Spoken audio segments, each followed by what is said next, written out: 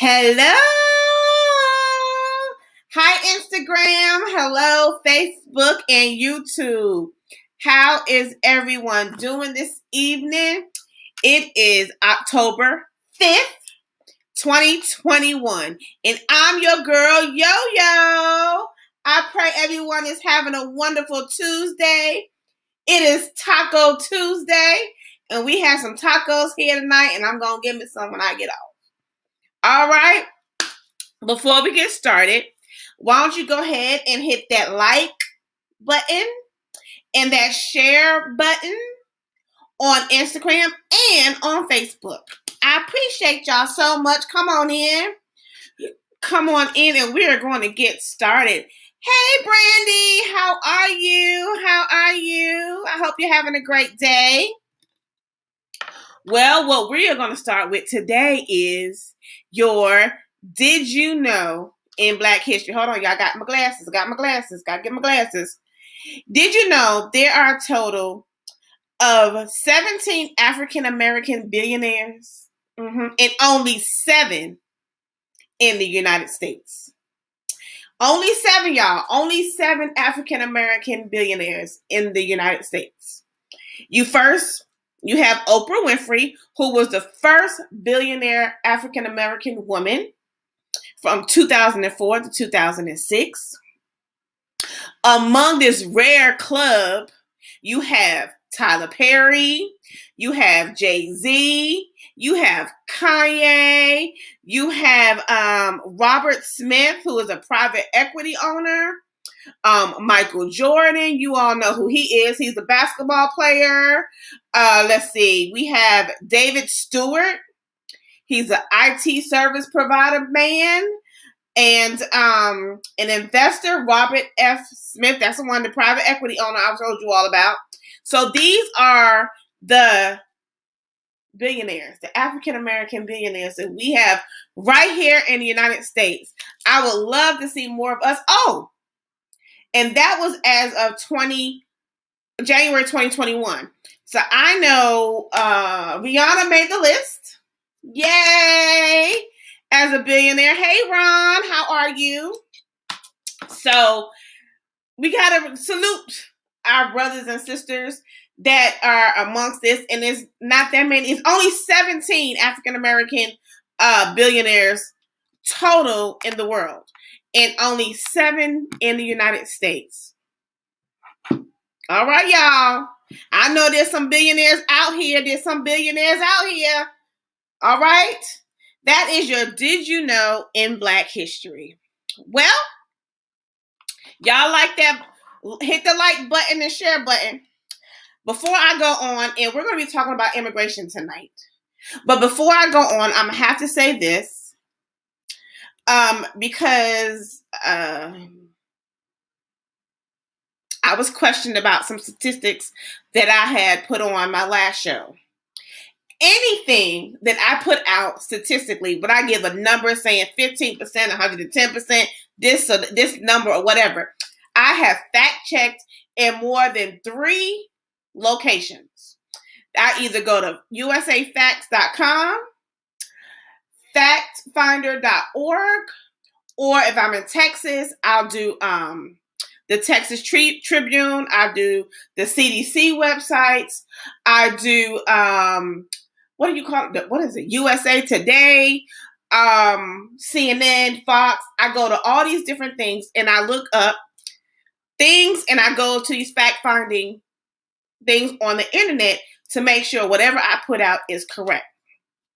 So I have to put that out there because I don't want anybody thinking I'm just coming from the hip and I'm not checking myself on what I am talking about. Now, I am going to read something and I want you all to see if you all know where this comes from.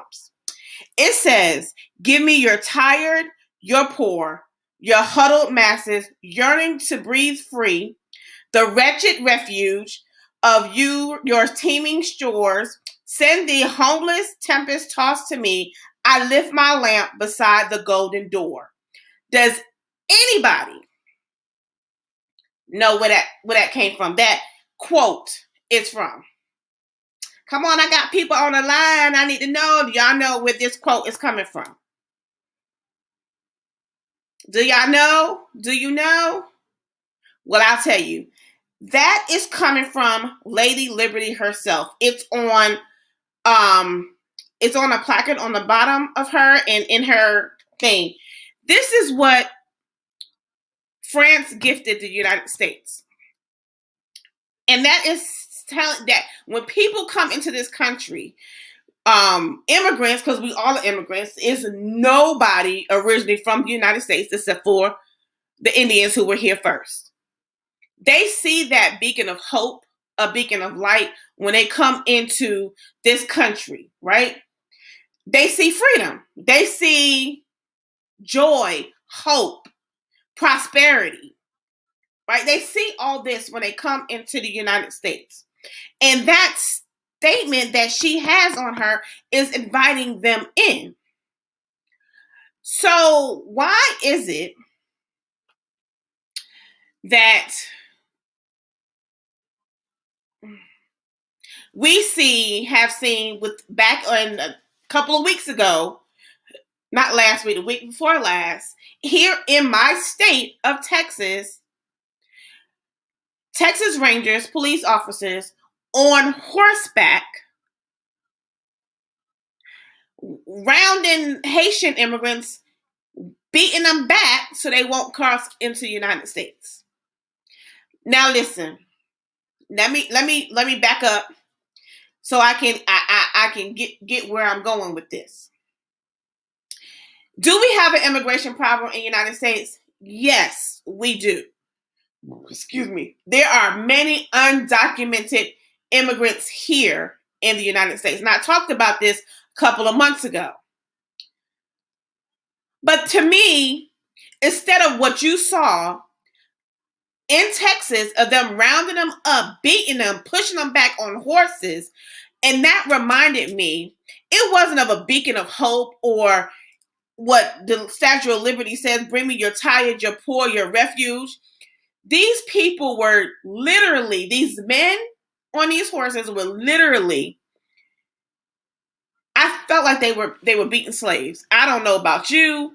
I don't know about y'all, but they was treating the black people inhumane. Inhumane. And this is the state that I live in. That I have been here for almost 21 years.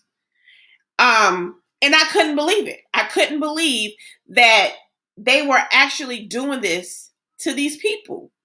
And then the thing about it was a lot of them were not trying to get over. They had food that they were bringing to the people, to their relatives or friends that had already crossed.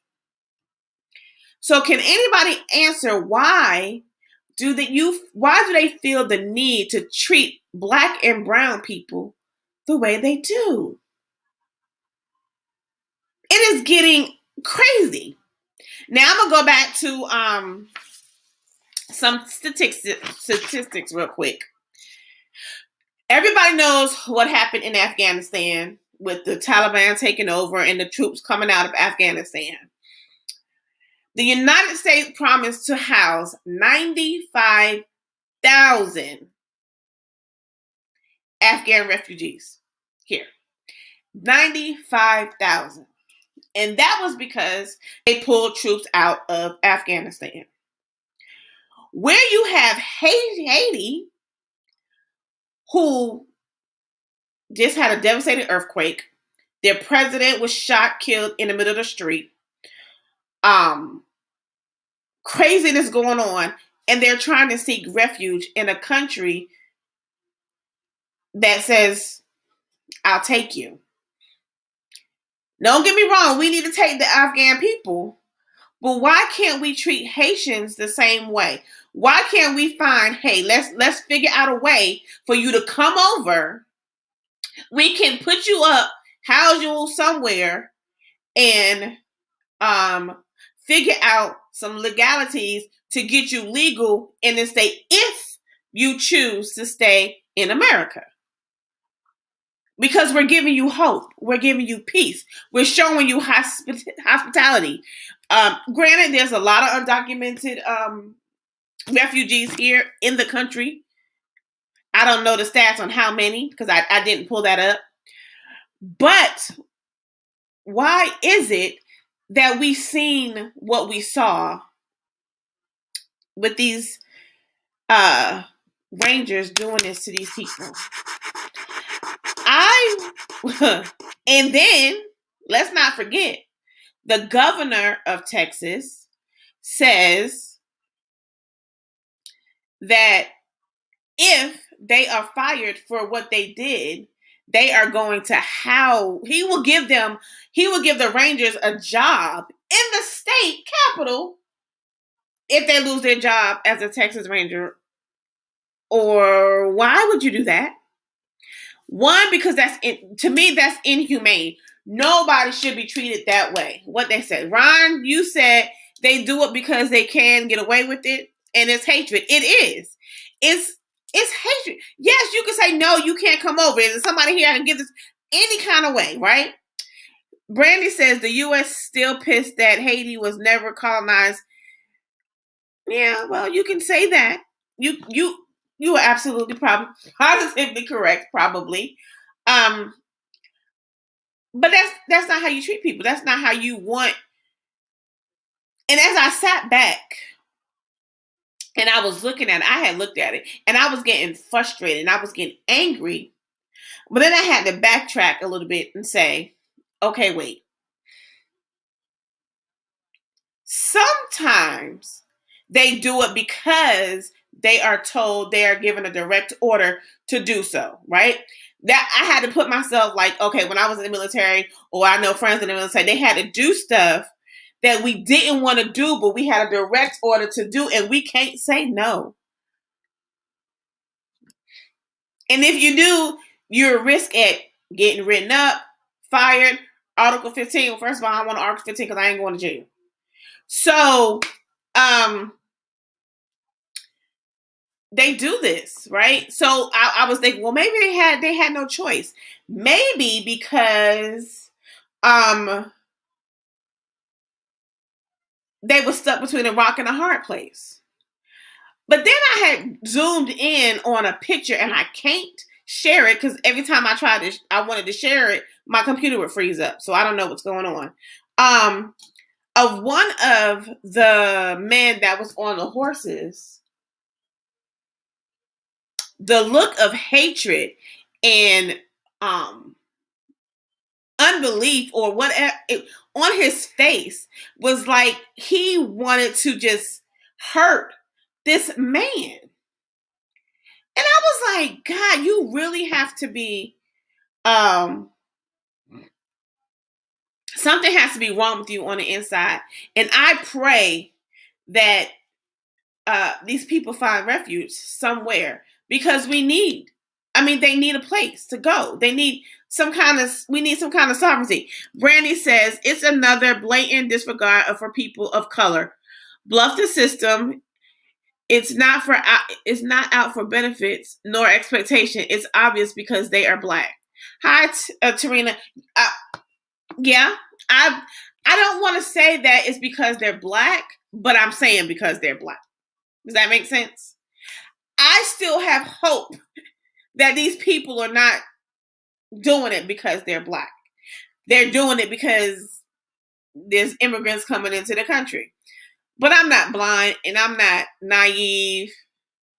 That's okay, Brandy. I'm not naive.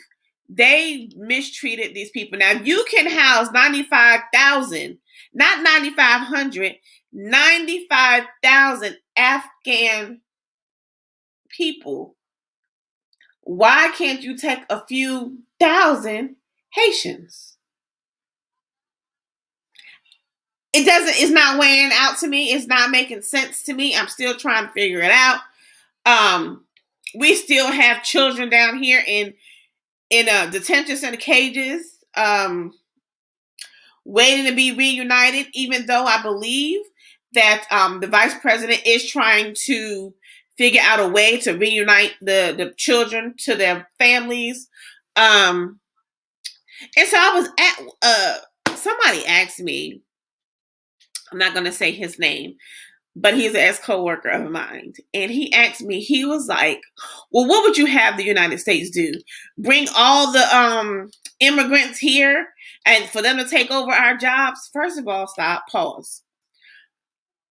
I was like, I was born here, you was born here, right? But my great-grandmother was not from here.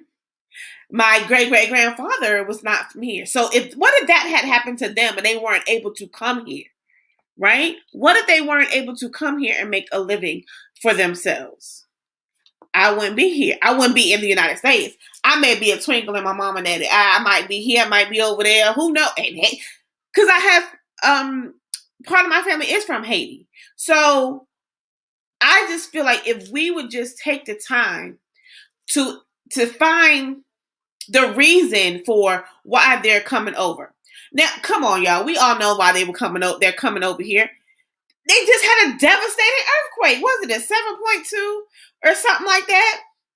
Haiti has been knocked around for the past 2 years with Mother Nature doing her thing. So it is crazy to me why we wouldn't take these people in.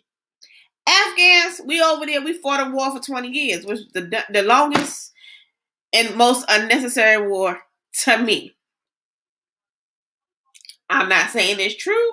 I'm just saying to Yo-Yo, it was. Now you want to house these people because the Taliban is taking over. It's not because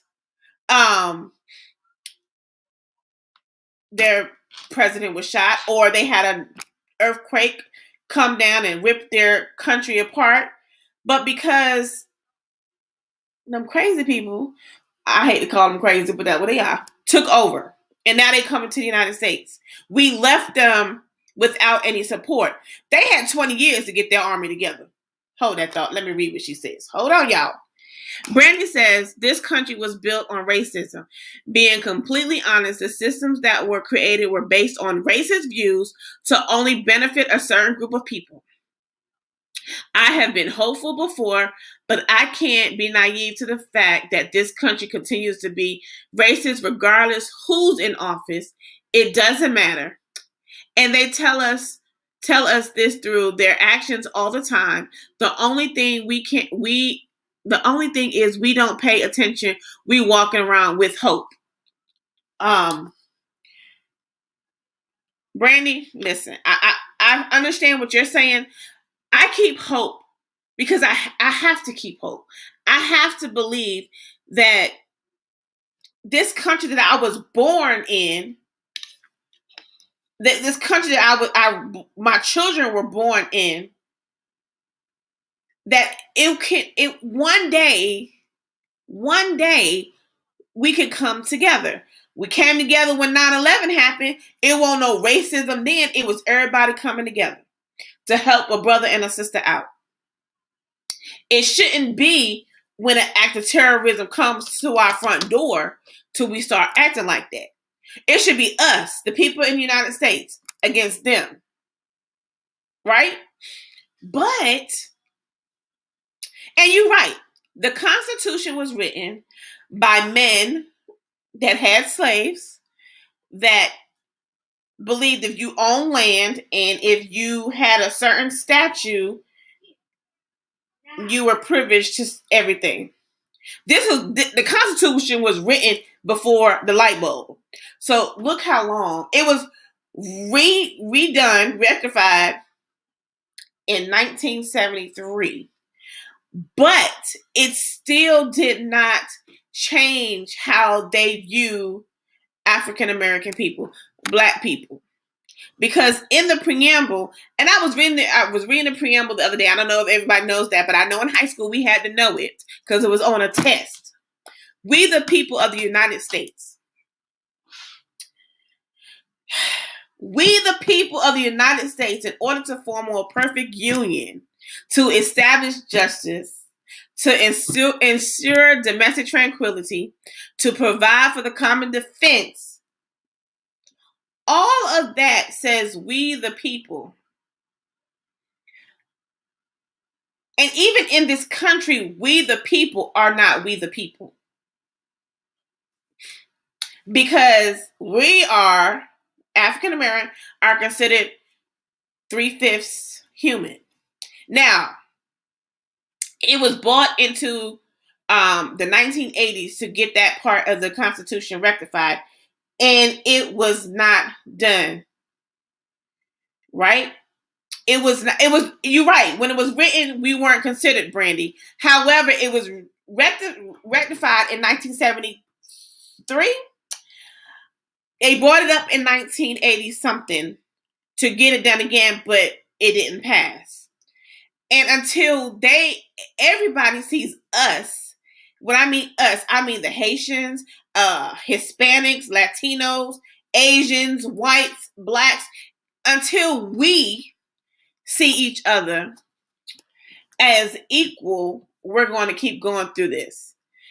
And what Lady Liberty says, give me your tired, your poor, your huddled masses yearning to breathe free.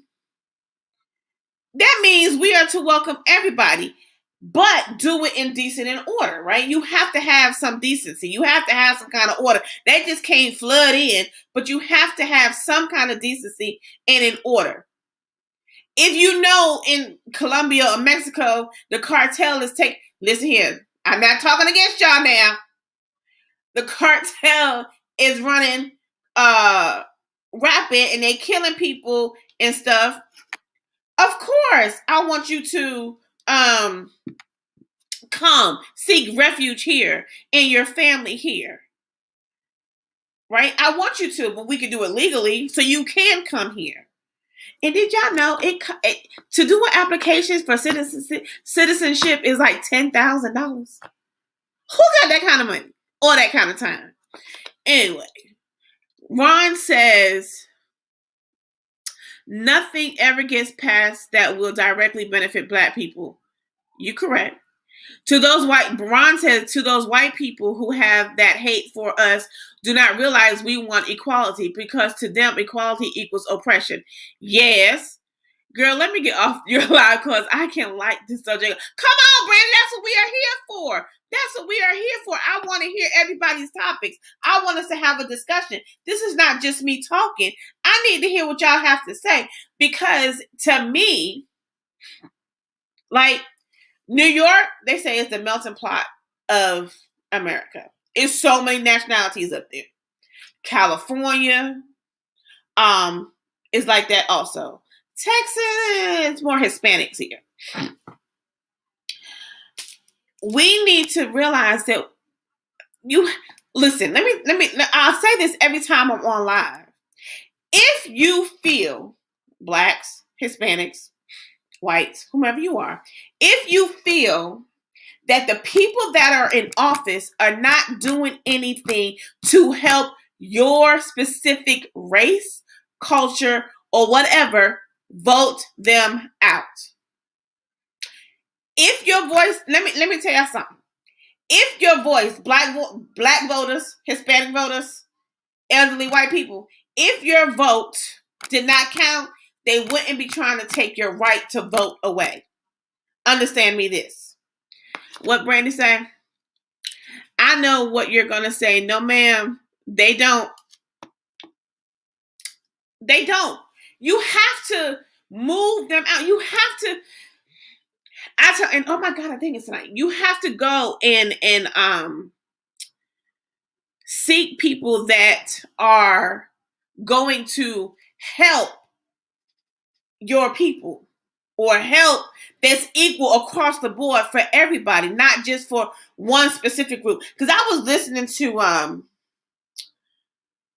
the Republican majority leader, what's his name, Mitch McConnell, and a lot of things could have gotten passed, but he lets it sit on his desk because he say he's not a racist. I don't know whether he is not. I don't know the man personally. I don't know him personally. But the things that he does points that he is not taking care of blacks, or he doesn't like blacks, right?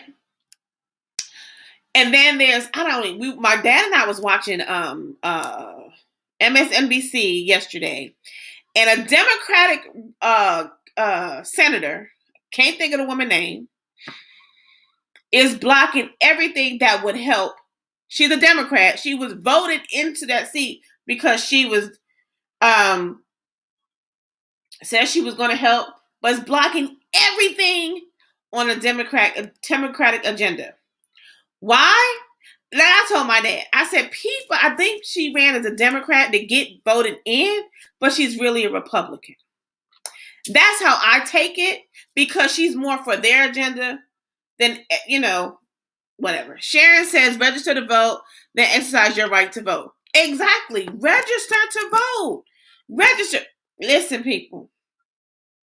I said, if I got to rent a van and go to these rural areas and get people to go out here and vote in November of this year for these certain seats that are coming open, and then next year, I'll be on that ballot next year.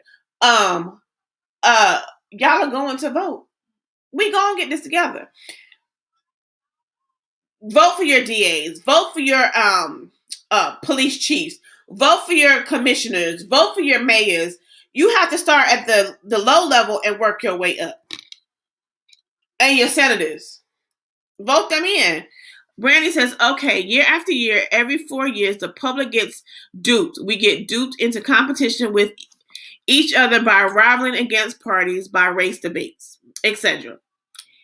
It repeats itself every 4 years, the same song and dance. The Democrats play the race card. Republicans, we know they don't care either way. But Democrats, they ponder us and let us think that they care. Republicans show obviously that they don't care, when in all actuality, right wing, left wing, same bird. Let me say this. I can say that I don't like party sides. I don't like Republican. I don't like Democrat, right? But independents really don't get voted into office. So people pick a side. Do I believe that I voted for Bush? I ain't gonna lie, I voted for Bush. The son. Because the policy that he had helped the military, right? And I was swaying with everything else. Right. It should only be one side, the people's side. But I will. That's something I'm going to look up for y'all. And I'm going to have to get back with y'all next week. When did this right Democrat and Republican stuff start? Because before it wasn't like that. But anyway, anywho, Clinton, he tried in a way. Obama, he had a Republican Senate and House, and they was not gonna let him do anything to help black people at all. And the same man, Mitch McConnell, who is still in office, said that he was not going to let him be a two-term president, but of course we did. Well, Brandon, let me see. I could ask you, come on. I could bring you on, honey. I could send you the link. You want me to send you the link so you can come on and talk to us together? I know it's too much for you to type, but I can send you the link and you could come on here and we can you can join the conversation with me. We knew 45. Now let me tell y'all something. We knew 45 wasn't gonna do it, right? But I can honestly say this, for when the one thing I could consider with Trump was he was not the world's president. And I got him for that. And I understood that part because we had to take care of home. But he was dividing home. Right? We were dividing home. Home was getting split in every direction but one way. I believe if you take care of home first, then you could trickle out and help everyone else. I'm a firm believer on that. So I agreed with him when he said he was not the world's president. That, he was the United States president. I got it. I agreed with him when he said that we needed to stop doing stuff for Syria. Okay. When he wanted to pull out of Afghanistan, he didn't. He put the book in motion on how to do it, but didn't pull us out. I agreed with him when he wanted to pull out of Afghanistan. Brandy, if you want to come on, let me know and I can send you the link. I was all for that. Because I know too many people that been over there that didn't come back or are mentally unstable now because they've been over there 5 or 6, 7 times. I was all for him with that, right? But I knew I couldn't do another 4 years of that because he was dividing this country. And it made it seem like it was okay to hate. And it's not okay to hate. I'm telling you, I believe, God is still in control. I don't want to go Christian on y'all. God is still in control. But I believe that we need to humble ourselves. Too many chiefs, not enough Indians. We need to humble ourselves and realize treating people the way them Texas Rangers treated them Haitians coming across here was not the American way, was not how you treat your brothers and sisters. I don't care where they come from, what color they are. It is not the right way, and I don't believe it's Texas way. Now, what you say? Okay, I look a hot mess. Well, come on. Put your glasses on and put your hand. I'm going to send you the link right now. Wait, how do I do this? Oh, no, that's not it. Invite. Messenger. I'm about to send you the link, Brandy, to...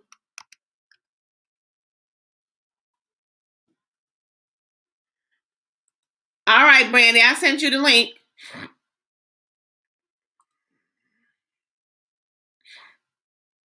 So there you could come on and we can talk about it.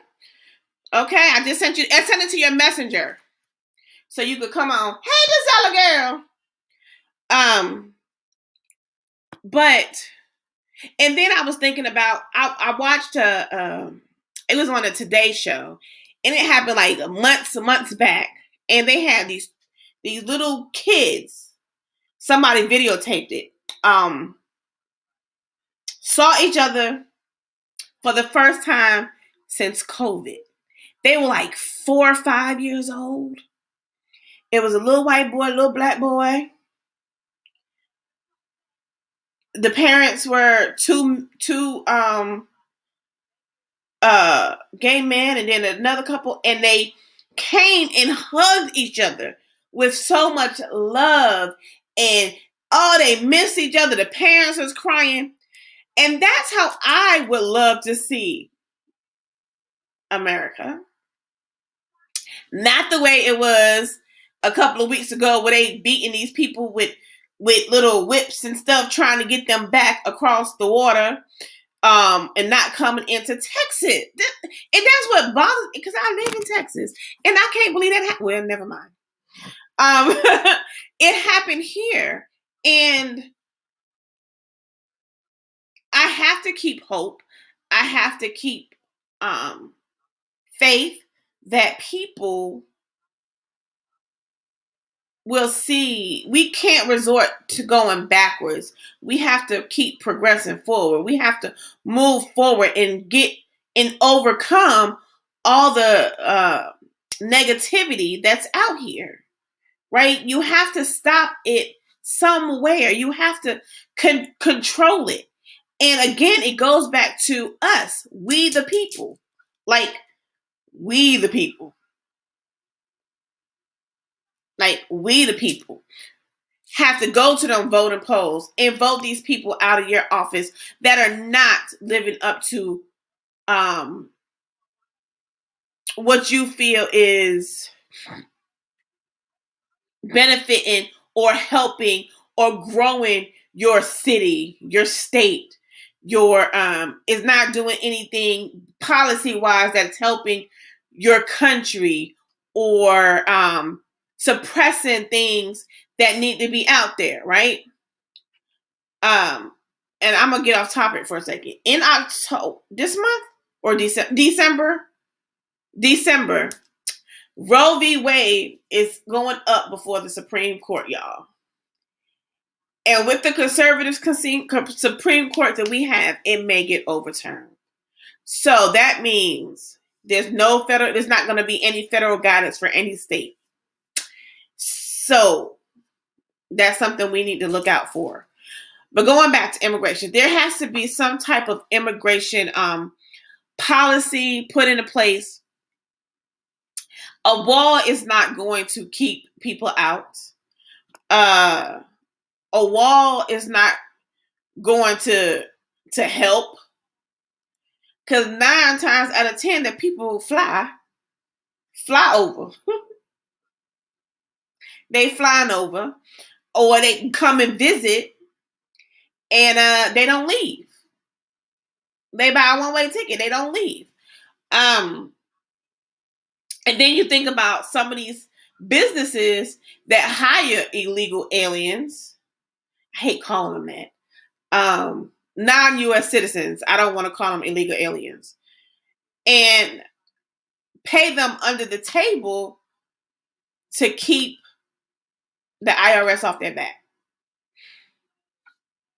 Well, to me, you're making the situation worse, whereas you should help them become citizens of the United States so they can work and pay taxes and do their due diligence to be a productive member of this society, this United States, this country that we so much love.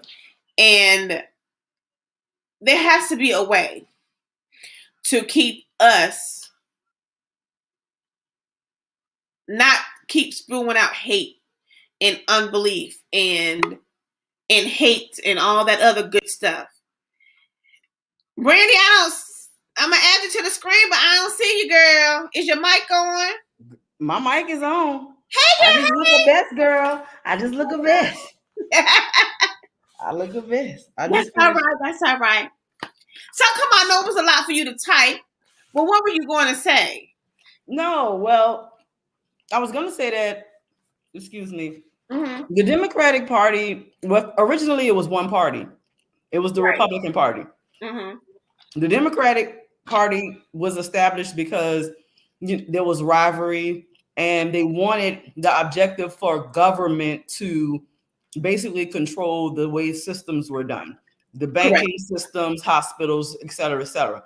That was the reason why it was established, with the intent to look out for the people and to the people who have a voice, because most of the Republicans were business owners, entrepreneurs, big businessmen who were trying to establish this land. And this was at first I thought Republicans were for the people and Democrats were not. Somehow, well, that's what they were saying at first. They're more for less monetizing of government control. They basically felt like, for lack of better terms, hey, you know what?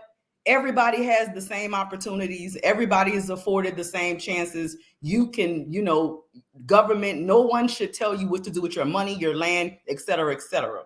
That was the point in that. So in that right, they were for the people, establishing themselves and being self-reliant, et cetera, et cetera. Democrats, this is just from my perspective, based on what I've read and what I've known, The Democrats, basically, it was a rivalry or something like that happened where they didn't agree that the Republicans were being fair. It was kind of one-sided.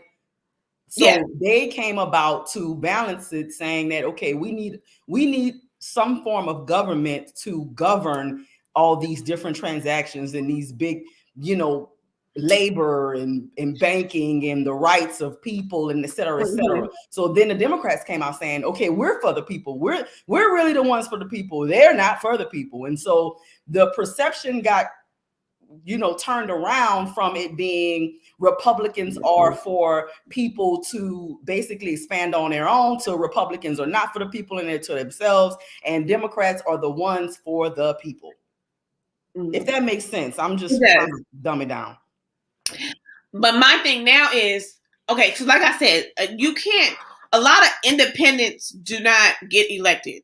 For some reason, you have to pick a side. Yep. And I hate that because, and I'm going to speak for myself. Like with me, I'm running for governor of Texas. They were like, are you going to be Republican or Democrat? And I'm like, I want to be me. I want to be an independent. The lady was like, no. Because in some ways I can rock with what Republicans say to some degree. And I can understand what Democrats say at some degree. To me, it's about policy and what are you going to do to change or help people. Right. I don't care what color you are. People. Like blankly people. If you here in the United States, what are we going to do to bring us up, to elevate each other, to help each other, for us to grow and prosper in this land that we live in, that we say we love so much. So I've always never understood, like, I understand what you're saying about the Republican and Democrat, how it came about, but I never understood why we have to have two parties. That's for that reason. And I'm like, heck, if you have one party and have it regulated across the board, it should be okay, right? Right. That's my thinking. But it would work. It would work, Yami. But the thing is, they really don't want it to work at this point. Initially, the way in their reasoning for creating it was Republicans, everyone has the same playing field. We all can get this money or do what we have to do to survive and be successful and thrive. But the truth is, we're all not equal and we all don't have the same opportunities. So it was necessary for the Democrats to come in and say, hey, you know what? We're going to take care of the people. We're going to look out for the people by establishing government to protect the people. So the government is supposed to protect. But the government, and I go back to the Constitution, the Constitution was to protect white, rich men. Right. That's what the Constitution was built off of. That's what they planned it for. And then everything else had to finagle itself into the Constitution to make it. That's why there's so many amendments to the Constitution, because women didn't have rights. Women were still considered property of their husbands. They couldn't drive a car. They couldn't do this. They couldn't have that. So they had to put the woman's right in there, the woman's right to vote. Then they had to add the black. But we are still considered 3/5 of a person in the Constitution. And until they revamp this Constitution, they never will never be considered under we the people. And we will always have this issue with, I'm telling you, the way this man looked on his face when he was on his horse trying to get to this Haitian immigrant, of hatred. It was like, do you not like him? One, because he's trying to cross over. Two, that he's Haitian. Or what is that? Oh no. Stop. Sorry, y'all. That was my Amber Alert going off. Or because he was black. And I got to the latter because y'all didn't round up the Mexicans when they came over this way, that way, like that. They only did it when the Haitians came over. So it goes back to, and I hate to make everything about race, Because it is, though. But it is. But let's be honest. I mean, it is about race. About race. And like I was just explaining, I think before you got up here, I don't know if you heard me when I said I saw a video of these two little kids, white and black, and they haven't seen each other, since COVID. And their parents brought them together, and honey, they was happy-go-lucky. They was crying, they was hugging, they was kissing. Racism to me is taught. You don't come out the womb hating somebody for the color of their skin. It's taught. It's a way of thinking. It's your thinking. And that's why I love the show, The Best of Enemies. It took two people, white and black, a white man and a black woman from two opposite ends of the spectrum, brought them together, and they became the best of friends. You know why that happened? Probably because it's racism is ignorance, basically.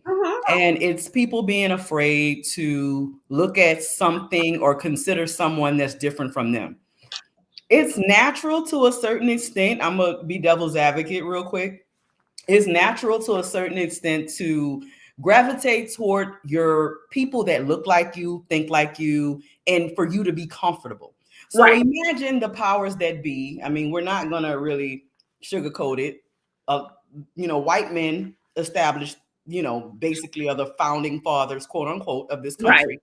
It's quite natural for them, honestly, to look out for the best interests of white people naturally,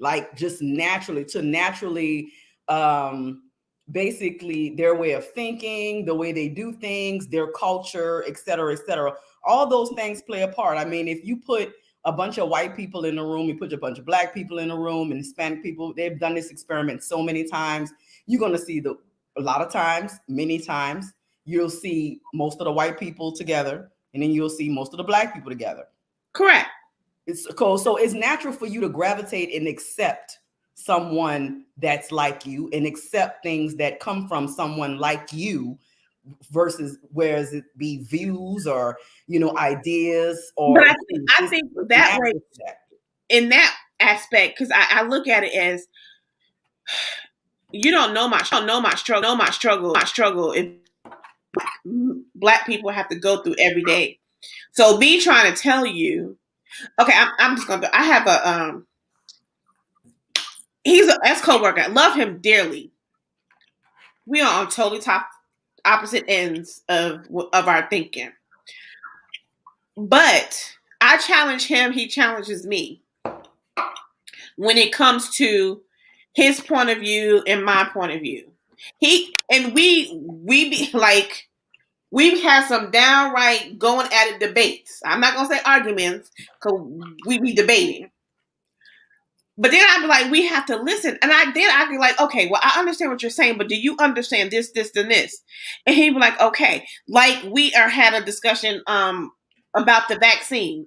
He listened to the show later about the vaccination. He's going to this, I'm going to say for religious purposes, I don't want to get vaccinated. I say, you have to prove that. You can't just say for religious purposes, I'm not getting vaccinated. Keep my mouth closed on the vaccine issue. I ain't going to say nothing about the vaccine issue. But I'm just saying, you can't use that. I believe it's everybody's choice to do what they want to do with their own bodies. Right. Do what you feel you want to do with your body. Right? I can't force you, but let's think about this. I was in the Army, and I don't know what they put in my body. True. I don't know what it was. Did you? Didn't have not their choice. But right? Now you do, right? I do. But even when I was little and I got vaccinated, I didn't know what it was in my body. But they do stuff like the flu shot. People get the flu shot, right? They say this is to help you, but it's to build antibodies so you won't have a bad reaction to what's going on. You may still get the flu, but it won't be as bad, right? But again, it's everybody's choice. Do what you feel. And I feel that when it comes to people learning how to get along, to think about other people, like it's no way that I could get on a horse and somebody from Europe trying to come across, well, that's impossible, but I'm just throwing it out there, trying to cross over into America, and I'm whipping it with a whip and telling it to get out and grabbing it and doing all this stuff. There's devastation going on in their country. And if you say that this is the land of the free, and you stand by, a lot of us don't, because they probably didn't know that this quote I quoted came from the Statue of Liberty, and y'all saying this is what this country was built on the backs of immigrants. Let's get that out there. Let's go ahead and get that. Ain't nobody a true American unless you're an Indian. The Native Americans. Unless you are them, you are not a true American. So even though I was born here, you can say I'm an immigrant. Like I told him, I said, because he thought he didn't see nothing wrong with it. And I said, boy, you crazy. But I was like, you're Irish. Your butt ain't from here either. You know what I'm saying? We have to treat, and I said that hope.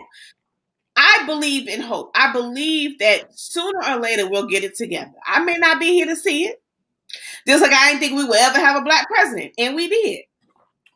Okay. I still have hope. And you know what, Yami, I applaud you for your hope. I have hope for certain things as well, but our government is definitely not. It's not one of them. No, ma'am. Because of the simple fact, Nessa, they've shown their hand every 4 years. I mean, so it's like, back to your friend. I'm gonna just make a point to your point of talking to your friend and your differences of opinion.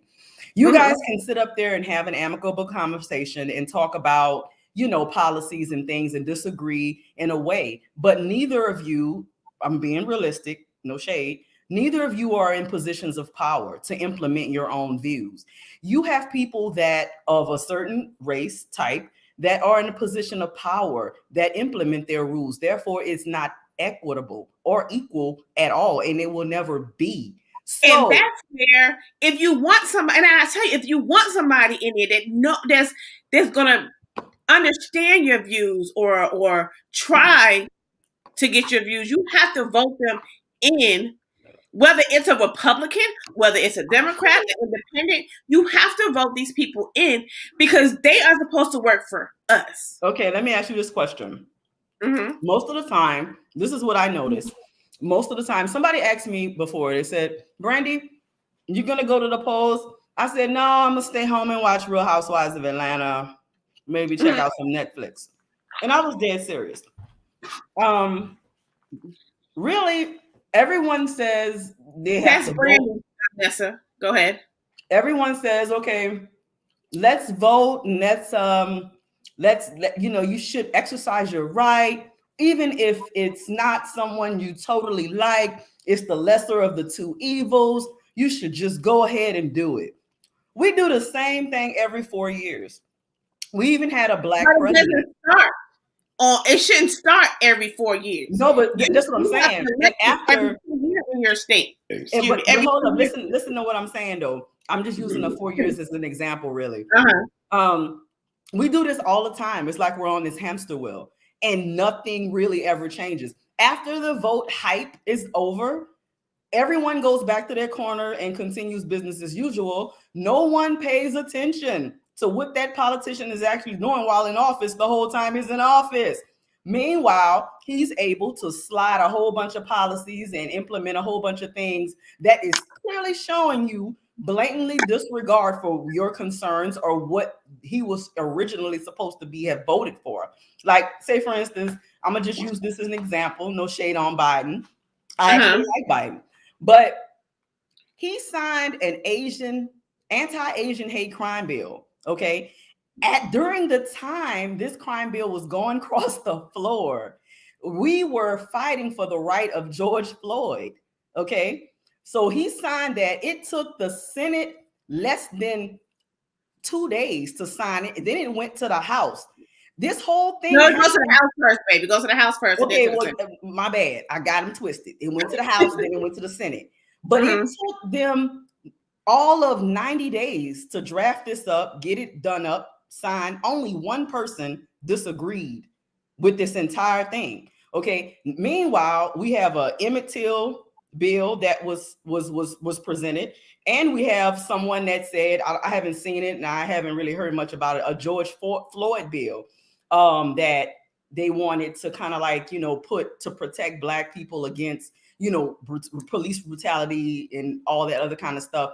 And they ignored it. What they did, but look, what they did instead, they gave us Negroes Juneteenth as a holiday. Say, here, go eat some cornbread and have a watermelon, shut up and go in your corner. That's how I took that, so basically. Well, let me go ahead and say this. Yes, Joe Biden was eaten alive behind signing the Asian Protection Act bill. He was eaten alive by the Democrats in the House and the Senate. The George Floyd bill is sitting on Mitch McConnell's desk. He will not bring it before the Senate. He will not. He doesn't want it passed. And so that's where I have another problem, is because the majority leader, it goes to his office first, and if he doesn't want nothing brought to the floor, it's not going. Who's in charge of the Senate? The majority leaders.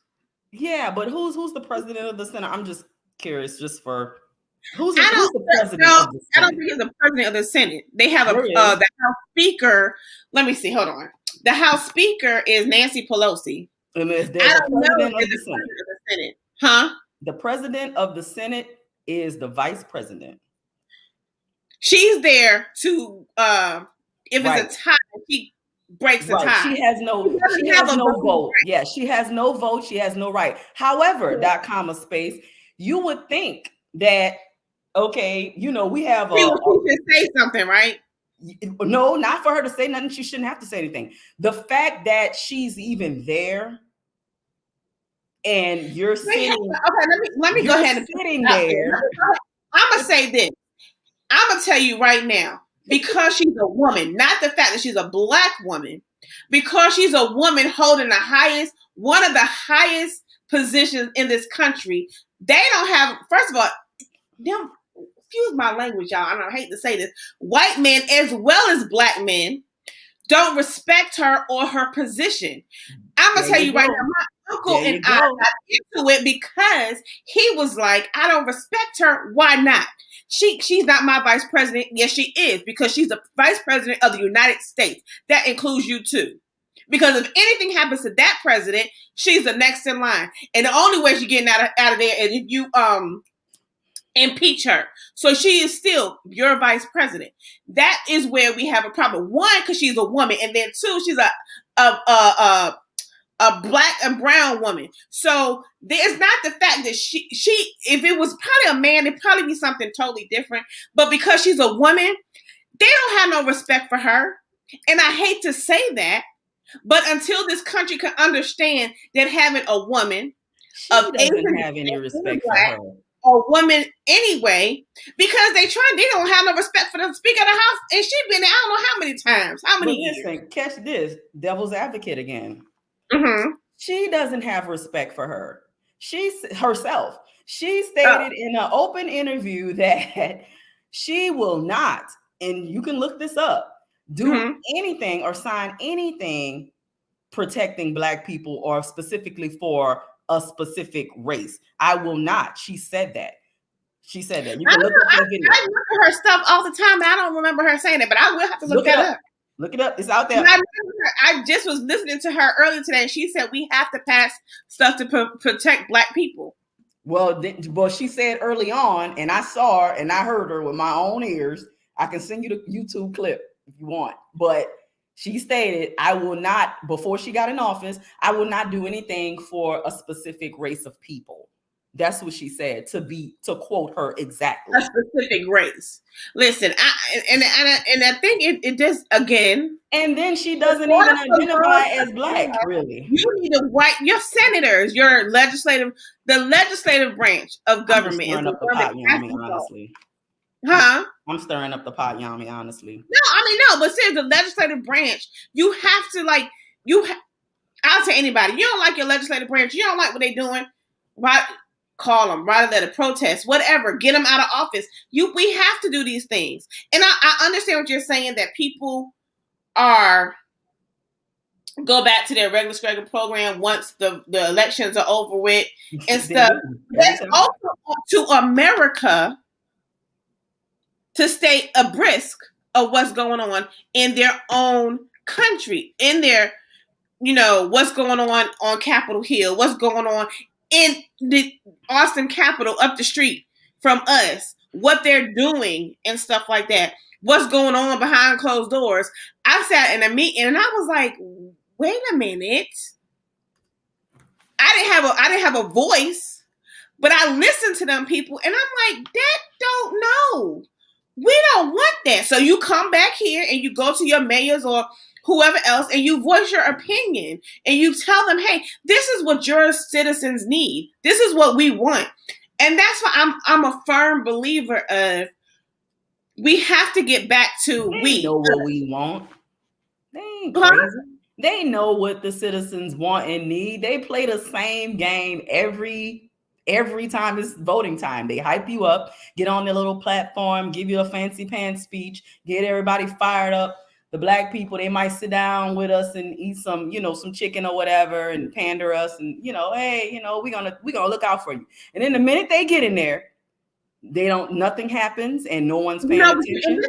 This is where I told somebody else. I said, okay, Joe Biden asked Black people to vote for him, said, if you don't vote for me, you ain't Black. That's what he said. Let's go back. Sleepy Joe. I don't even think Joe Biden was for Black people. I never thought he was. He not. I knew that if Trump would have been in office, like, not trying to be funny, but I knew what I was getting with Trump because he didn't like Black people. Exactly. That's why it's better. Whatever. But he was bringing it was like so much hatred, and it made these people, racism always been around, but he made it okay to call people, excuse my language, y'all, niggas. He made it okay for you to get spit on. He made it that's not okay. I got a question, Yami. Mm-hmm. What's the difference? Well, actually, it's a rhetorical question. It's not a question. Okay. Is there a difference between Joe Biden and Trump? Me, personally, I'm going to answer it myself. Brandy, I'll answer that. No, there isn't a difference because one of them, Trump, I'm going to tell you, he made it okay, like you said. He made it okay for people to be called niggas, to get spit on, the Capitol, the riots. He was out there with it. You knew exactly where he stand. You saw your enemy in your face. Mm-hmm. Sleepy Joe over here, he's going to hug you. He's going to massage your back. He's going to tell you, hey, vote for me. If you don't vote for me, you're not Black. He's going to hang out with you, da-da-da-da. And as soon as he get his sleepy ass in there, what did he do?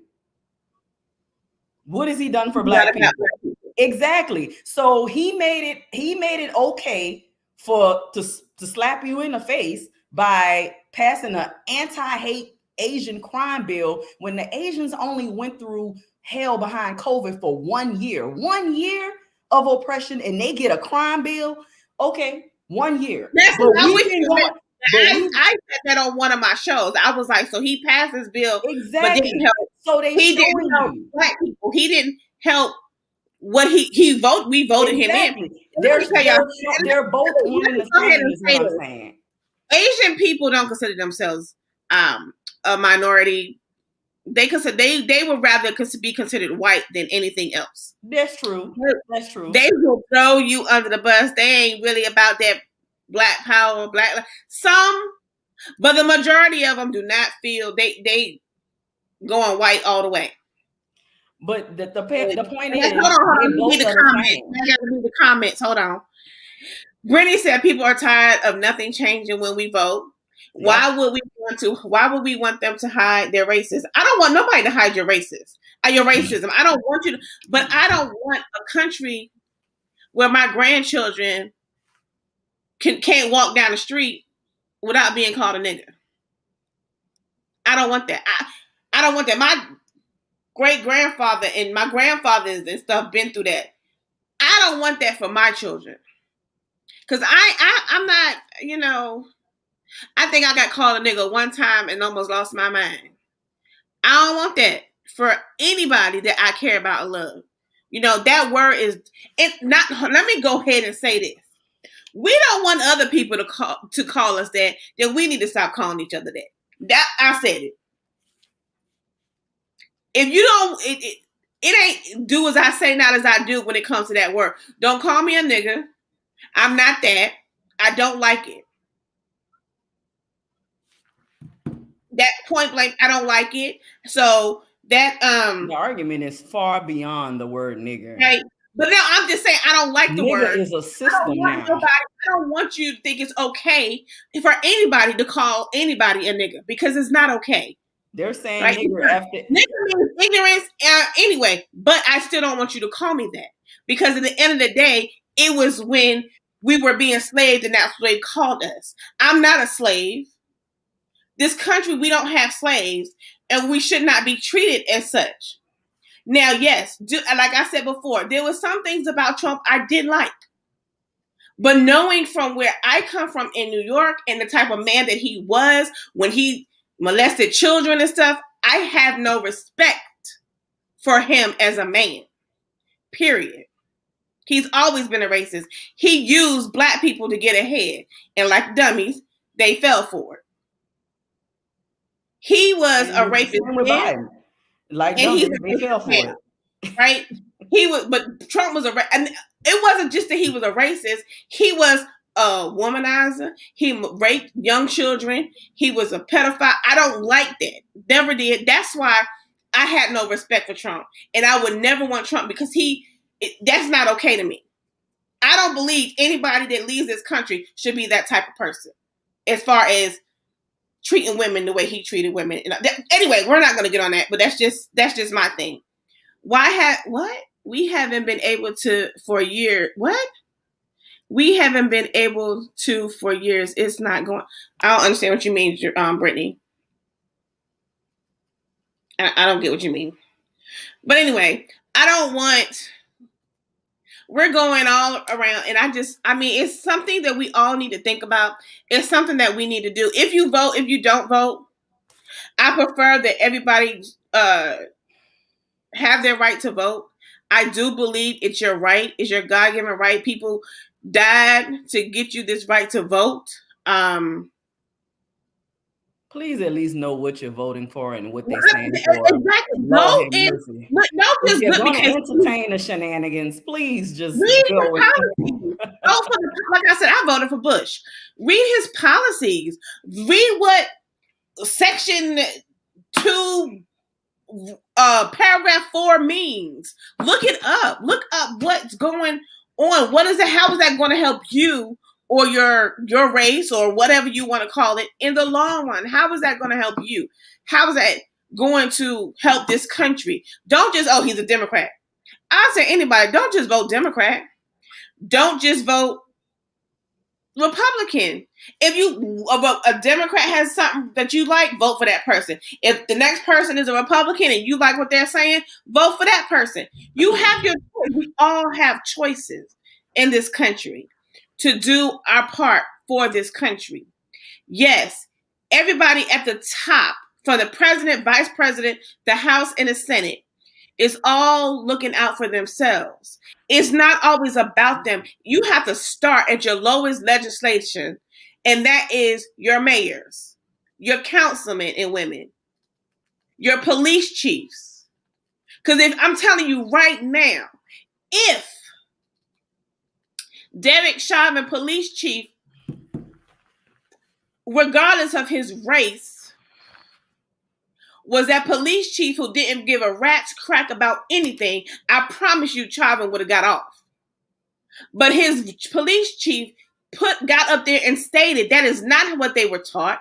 That is not what he should have done.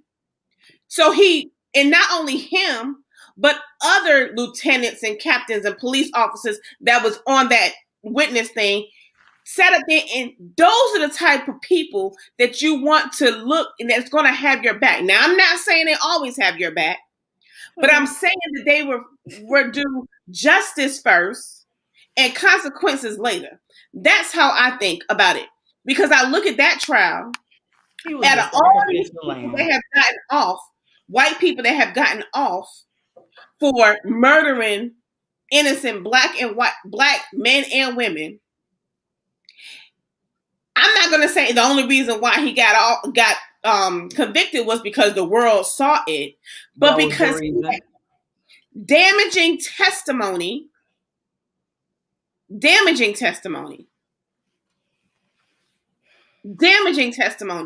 by his superior officers and people of his peers. I mean, they had it on video. I don't believe that he would. I don't believe he would have gotten a life. I don't believe he would have gotten a life sentence. I don't. I really do not. And that I'm standing firm on. I don't believe that. Yes, everybody's seen it. Yes, everybody knew about it. But I do not believe, just because you've seen it, heard it, whatever, that's the reason why he got the sentences that he got. I believe that police chief, the lieutenant, the captain, the other officer, the testimony of the doctors, that was damaging all by itself. There's so many other things, because I put it up here before, where you seen a black man getting murdered in the street and the officer got off. So we seen it. This was different. The world was involved. I believe, honestly, the world was involved. I think that the UN, basically, we look crazy internationally. You know what China was doing? Well, the US, we really do care about what the world thinks. We really do. So much so to where they were willing. He was done. He was fried before he even went to trial, just for creating this big old protest. Derek Chauvin, a lot of the powers that be blame him for stirring up this whole George Floyd situation. Now, my counterparts in China, they were all during the time, they were looking at it like, wow, this is what's happening in the US. Actually, yeah, I had friends in Germany that was laughing at us like, y'all look crazy. Twitter, you had a senator on Twitter telling China about their communism and all that. And you know what? He shut her down with one comment and said, I can't breathe.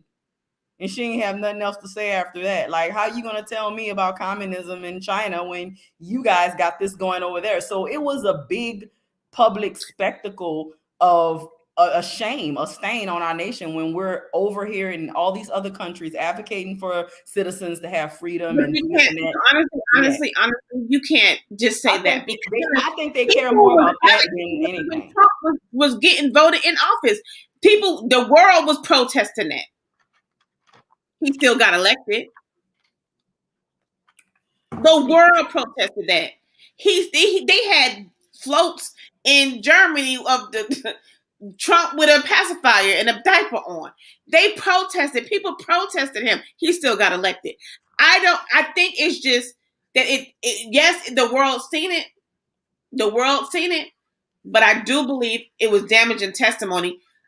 If his police chief, I believe, if he wouldn't have goddamn said what he said, I don't think he would have got the sentences that he got.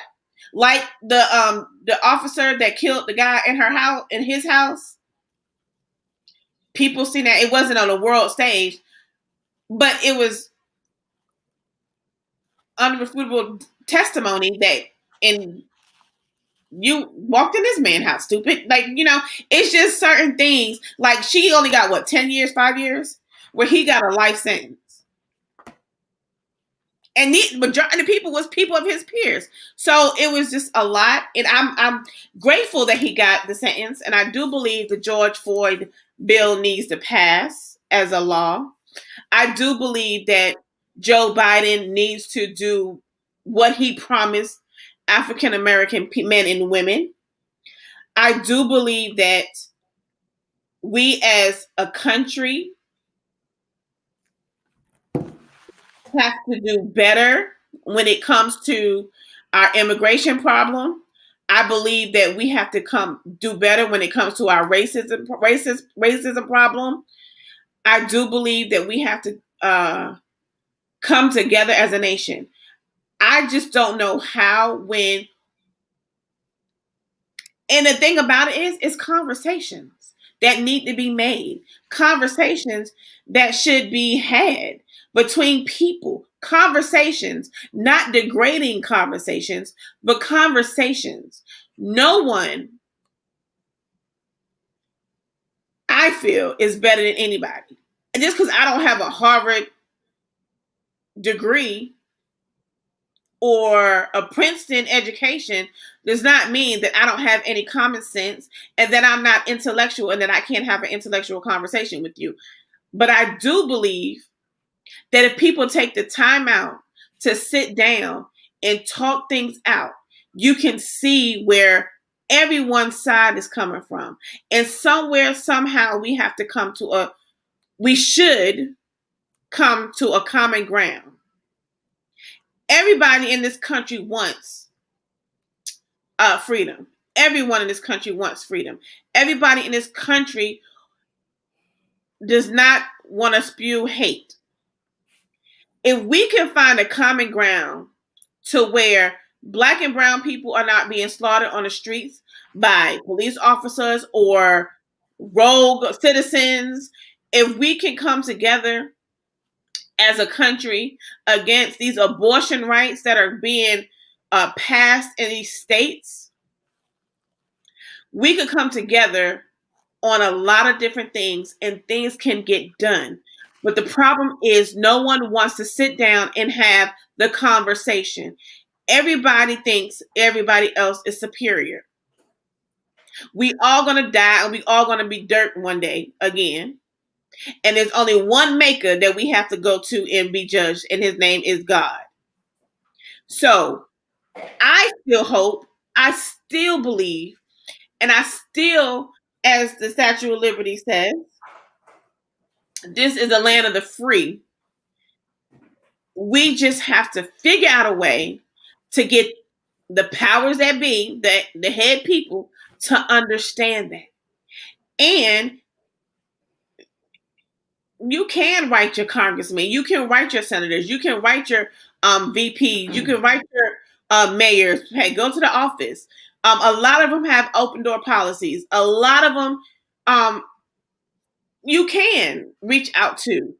But it takes everyone to put forth the effort. You cannot just sit back and say, well, it ain't going to change. The change starts with you. The change starts with us. Them people have been in office for 50 years. They set in their ways. Just like my father is 76 years old. He's set in his ways. But I be trying to get him to understand we can't think like that. We can't think like that no more. We evolve. We're not back in the 1960s and 1950s. We have evolved. This is 2021. Have we? So until we all get the understanding that we have to make sure that the change that we want, we make sure that we get that change. If that is running for office, if that is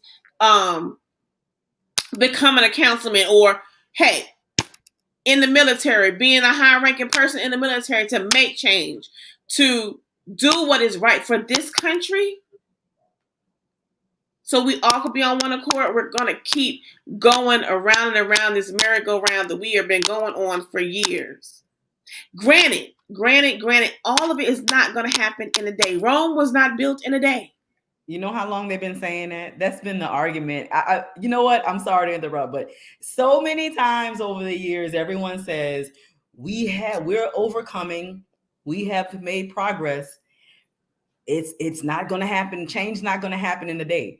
And I actually saw change happen for a certain group of people in 90 days.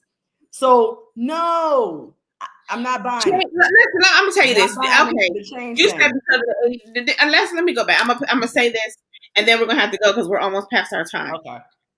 That Asian bill that was, which is law now. The Asian bill, which is law now, was passed. It happened quickly. It happened really fast because of the massage parlor and all the other stuff that happened to the Asian folks. Until people, please understand, until that constitution is rectified and amended to where Black people is not considered 3/5 of a person, we will not actually get what we need. That's why, and I have to believe this, not because I'm running for an office. That is the reason why I'm running for office.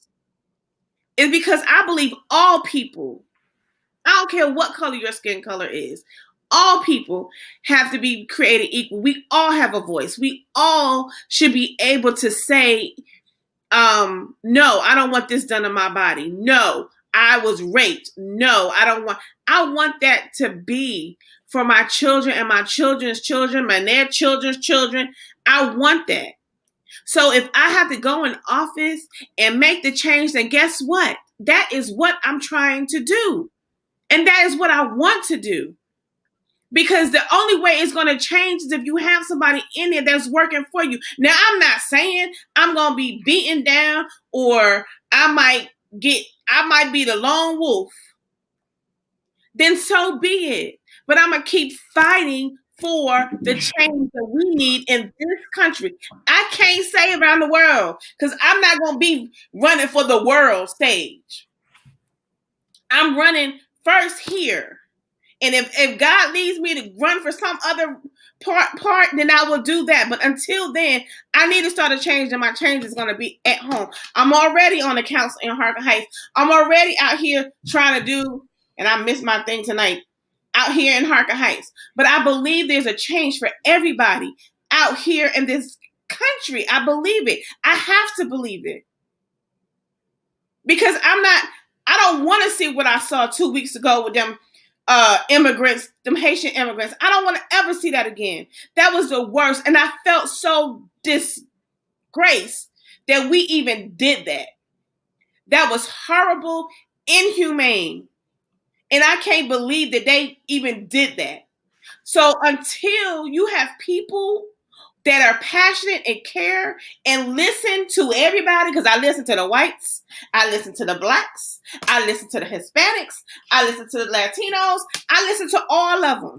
And I write down and I take in and stuff and I look at it and I'm like, how can it work for everybody? You're not going to get everything that you want, but as long as you get something that you want, it'll work out. I have one thing, Yami, and then I'm going to log off because I know you crunch for time.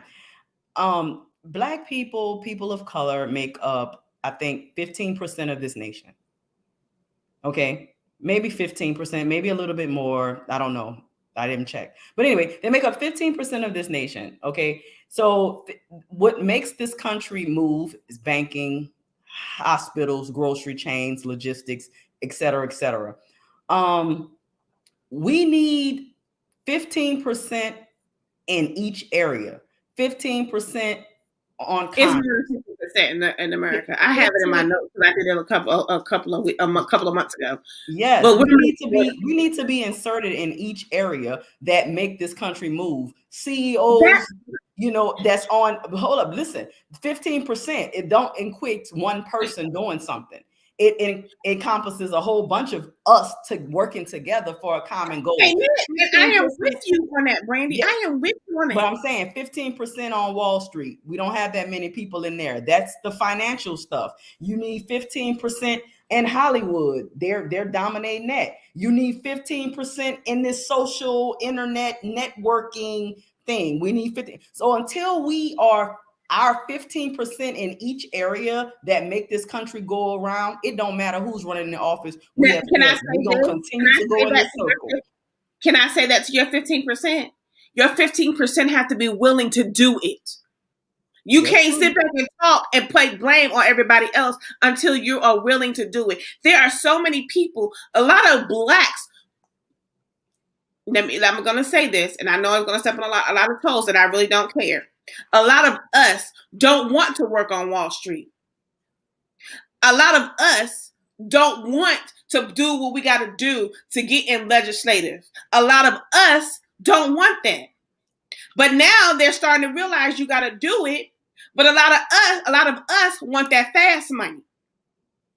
So until we get in that mentality, because I said this on a couple of shows ago, until we, not just blacks, but Latinos and Hispanics and Mexican, all them, until we get our mindset right and say, hey, let me go up here and get on this Wall Street. Let me go up here and be a stockbroker. Let me go up here and serve myself. There is only 7 African-American billionaires. 7 in the United States, 17 in the world. That is ridiculous. I put that on my show. That's ridiculous.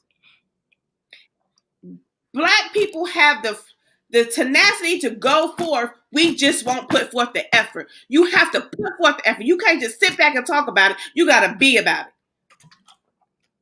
You can sit behind, oh, that's stupid. She's stupid, but you ain't helping. You ain't out here helping her. You ain't out here helping him. You ain't inserting yourself into college and getting your degree or doing this and doing that to get that 15% on Wall Street, to get that 15% in Hollywood, to get that 15% in this tech world. My daughter, love her dearly, honey. My daughter, they say she is special needs. But baby can work and fix a computer in a heartbeat. And I tell her, that's what you want to do, then do it. But she'd rather be a veterinarian because she loves animals. Okay, I can't knock your goal, but I'm going to push you to it. So until that 15% gets in their mindset that they got to do better, come on now. We got to stop with that fast money. That's my point. Nessa said that 15% need to be open-minded. A lot of us want to prove U.S. points Latinas don't. They share in their idea and growth. I don't know what that meant. We have to understand. We have to. If you that 15%, even though it's more than 15%, I got to look at my thing. We don't know the number. But my thing is, they have to want it. There's more African American women in college than there is African American men. If we can get us, I'm only speaking of African American men and women right now because I am one. If we can get us to get on that Wall Street, to get in banking, to get in Hollywood, to get in tech, be a plumber and own like one of the billionaires. It is kind of hard. Devil's advocate one more time.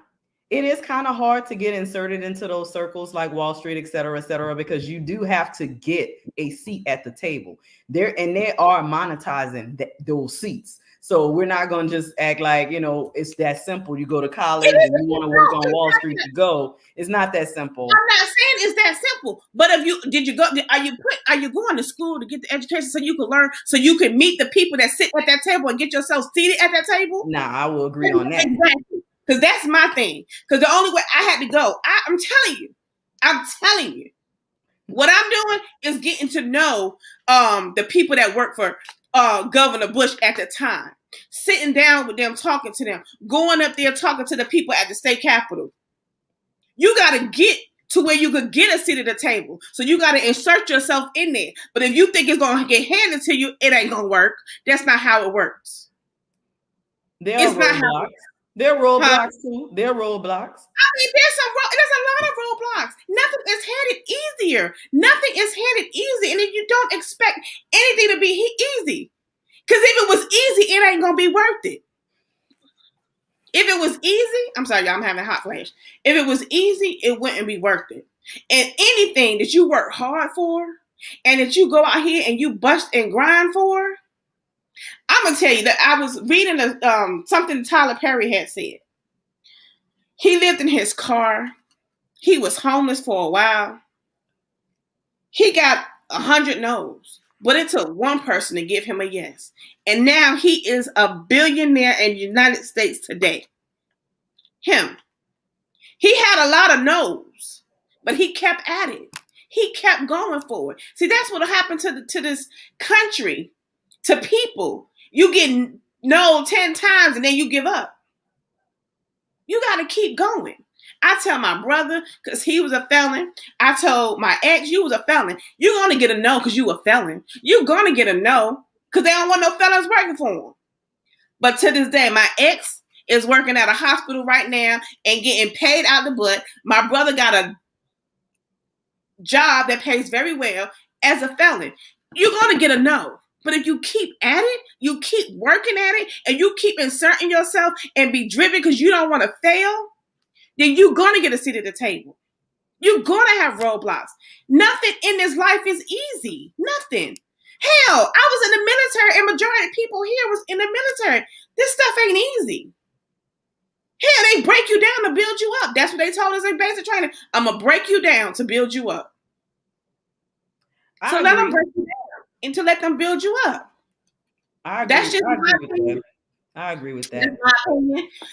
Oh, thank you, Brandy, for coming on tonight. No problem. Conversations. Again, y'all, please share and like the video on Instagram and Facebook. I appreciate you all for coming on and listening to us talk. Until again, next week, I'll see you same bat station, same bat time. This your girl, Yo-Yo. Good night.